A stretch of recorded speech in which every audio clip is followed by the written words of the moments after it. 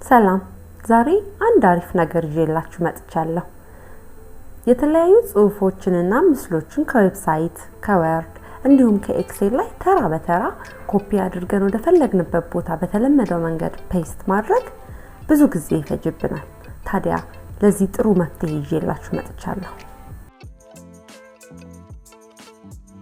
በመጀመሪያ በኮምፒውተራችን ኪቦርድ ላይ የሚገኘው ዊንዶውስ እና ቪ በተንን እንጫናለን። ከዛም ክሊፕቦርድ የሚል ትንሽዬ ዊንዶ ይከፍትልናል። ተርን ኦን የሚለውን ኦን እናደርግና እንዘጋዋለን።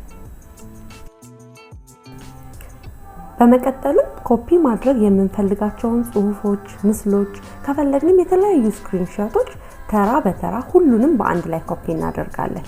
ይህ በክሊፕቦርዳችን ላይ ሴቭ ሆኖ ይቀመጥልናል ማለት ነው።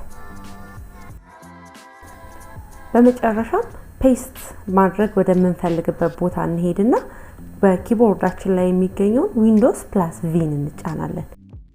ኮፒ ያደረግነው ነገር በጠቅላላ አንድ ቦታ ላይ ክሊፕቦርድ ውስጥ እናገኘዋለን። እንደየፍላጎታችን እየመረጥን ፔስት እናደርጋለን ማለት ነው። ሞክሩት። ቪዲዮ ከተመቻችሁ ላይክ እና ሼር ማድረጋችሁን አትርሱ። ቻው ቻው።